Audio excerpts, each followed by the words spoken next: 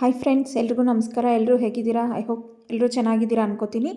ಹಾಗೆ welcome back to Yashu ಪಾಕಶಾಲೆ. ಇವತ್ತಿನ recipe ಬಂದು ಇವಾಗ ಅವರೆಕಾಳು ಮತ್ತು ತೊಗರಿಕಾಳು ಸೀಸನ್ ಅಲ್ವಾ. ಈ ಸೀಸನಲ್ಲಿ ಈ ತೊಗರಿಕಾಳನ್ನ ಬಳಸ್ಕೊಂಡು ನಾನಿಲ್ಲಿ ಪಾಲಕ್ ಸೊಪ್ಪು ಮತ್ತು ತೊಗರಿಕಾಳು ಹಾಕಿ ಸೊಪ್ಪು ಸಾರು ಮಾಡಿ ತೋರಿಸಿದ್ದೀನಿ.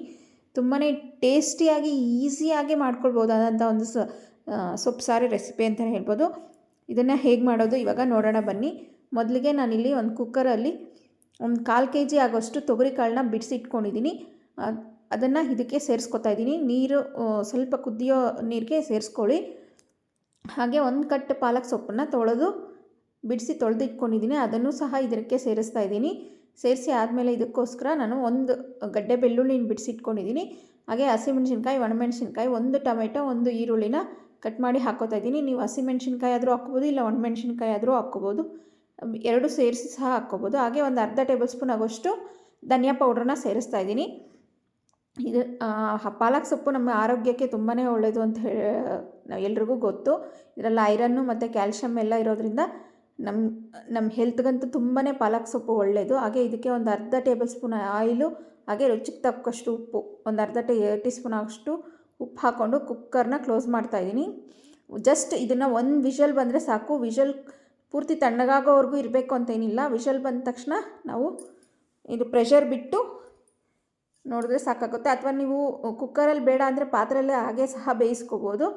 ಒಂದೇ ವಿಷಲ್ಗೆ ಇದು ಬೆಂದೋಗಿರುತ್ತೆ. ಈಗ ಸೊಪ್ಪನ್ನ ಸಪ್ರೇಟಾಗಿ ಕಾಳು ಮತ್ತು ಸೊಪ್ಪನ್ನ ಸಪ್ರೇಟ್ ಮಾಡ್ತಾಯಿದ್ದೀನಿ.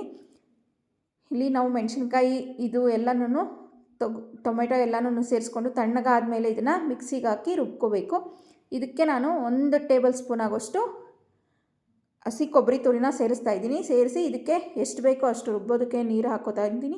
ಹಾಕ್ಕೊಂಡು ಇದನ್ನ ಮೇಲೆ ಲಿಡ್ ಕ್ಲೋಸ್ ಮಾಡಿ ಇದನ್ನು ರುಬ್ಕೊಬರಬೇಕು. ಇದನ್ನು ತುಂಬ ನುಣ್ಣಗೂ ರುಬ್ಬಾರ್ದು, ಹಾಗೆ ತುಂಬ ತರಿಯಾಗೂ ಇರಬಾರ್ದು, ಮೀಡಿಯಮ್ಮಾಗಿ ರುಬ್ಕೊಬರಬೇಕು.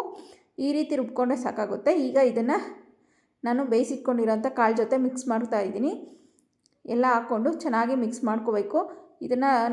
ಈ ಸಾಂಬಾರು ಸ್ವಲ್ಪ ತಿಕ್ಕಾಗೇ ಇರಬೇಕು, ಯಾಕಂದರೆ ಸೊಪ್ಪು ಸಾರಲ್ವ, ನಾವು ತುಂಬ ತೆಳುವಾಗಿ ಮಾಡ್ಕೋಬಾರ್ದು. ನೋಡಿ, ಈ ಕನ್ಸಿಸ್ಟೆನ್ಸಿಯಲ್ಲಿ ಇರಬೇಕಾಗುತ್ತೆ. ನಿಮಗೆ ನೀರು ನೋಡಿ, ಕನ್ಸಿಸ್ಟೆನ್ಸಿ ನೋಡಿ ನೀರನ್ನು ಸೇರಿಸ್ಕೊಳ್ಳಿ.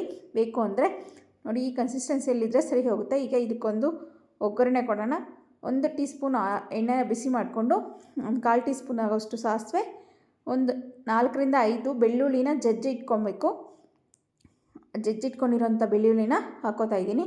ಹಾಗೆ ಒಂದು 4-5 ಕರಿಬೇವಿನ ಎಲೆನೂ ಹಾಕ್ಕೊಂಡು ಒಗ್ಗರಣೆ ಸ್ವಲ್ಪ ಕಲರ್ ಚೇಂಜ್ ಆದಮೇಲೆ ಇದನ್ನು ನಾವು ಸಾರಿಗೆ ಸೇರಿಸ್ಕೋಬೇಕಾಗುತ್ತೆ. ಈ ರೀತಿ ಆದರೆ ಸಾಕಾಗುತ್ತೆ. ಇದು ನೋಡಿ, ಈ ರೀತಿ ಆದಮೇಲೆ ಇದನ್ನು ನಾವು ಮಿಕ್ಸ್ ಮಾಡಿಟ್ಕೊಂಡಿರೋಂಥ ಸಾರಿಗೆ ಸೇರಿಸ್ತಾ ಇದ್ದೀನಿ. ಈಗ ಇದನ್ನು ಚೆನ್ನಾಗಿ ಒಂದು ಸರಿ ಮಿಕ್ಸ್ ಮಾಡಿಕೊಂಡು ಉಪ್ಪು ರುಚಿಗೆ ನೋಡಿಕೊಂಡು ಬೇಕಾದರೆ ನೀವು ಉಪ್ಪನ್ನು ಸಹ ಸೇರಿಸ್ಕೋಬೋದು. ಈಗ ಇದನ್ನು ನಾವು ಕುದಿಯೋಕ್ಕಿಡೋಣ. ಒಂದು ಸ್ವಲ್ಪ ತುಂಬ ಜಾಸ್ತಿ ಕುದಿಸೋದೇನು ಬೇಕಾಗಿಲ್ಲ. ಈ ರೀತಿ 1-2 ಕುದಿ ಬಂದರೆ ಸಾಕಾಗುತ್ತೆ. ಸಾರು ಚೆನ್ನಾಗಿ ಆಗಿರುತ್ತೆ. ಈಗ ಮುದ್ದೆ ಜೊತೆ, ರೈಸ್ ಜೊತೆಗೆ ಯಾವುದಾದ್ರೂ ಅದರಲ್ಲಿ ತುಂಬಾ ಚೆನ್ನಾಗಿರುತ್ತೆ ಕಾಂಬಿನೇಷನ್ನು. ಈ ಸೀಸನಲ್ಲಿ ಒಂದು ಸರಿ ಆದರೂ ನೀವು ಈ ರೀತಿ ಪಾಲಕ್ ಸೊಪ್ಪಲ್ಲಿ ನಾವು ಇದನ್ನು ತೊಗರಿಕಾಳು ಅಂತಲೇ ಇಲ್ಲ, ಅವರೆಕಾಳು, ಹಸಿ ಅವರೆಕಾಳಾಗಲಿ, ಹಸಿ ಅಲಸಂದಿ ಕಾಳು ಆಗಲಿ ಹಾಕಿ ಈ ರೀತಿ ಮಾಡಿದ್ರು ತುಂಬಾ ಚೆನ್ನಾಗಿರುತ್ತೆ ಟೇಸ್ಟು ಸಾರು. ಹಾಗೆ ಈ ಪಾಲಕ್ ಸೊಪ್ಪು ನಮಗೆಲ್ಲ ಗೊತ್ತೇ ಇದೆ, ಇದರಲ್ಲಿ ರಿಚ್ ಇನ್ ಕ್ಯಾಲ್ಶಿಯಮ್ಮು, ಐರನ್ ಎಲ್ಲ ಇರೋದ್ರಿಂದ ಇದು ನಮ್ಮ ಹೆಲ್ತ್ಗೆ ತುಂಬಾ ಒಳ್ಳೆಯದು. ಹಾಗೆ ಈ ವಿಡಿಯೋ ಇಷ್ಟ ಆಗಿದ್ರೆ ಈ ವಿಡಿಯೋಗೊಂದು ಲೈಕ್ ಮಾಡಿ, ಶೇರ್ ಮಾಡಿ, ಹಾಗೆ ಒಂದು ಕಮೆಂಟ್ ಮಾಡಿ. Please subscribe our channel. Thank you for watching friends.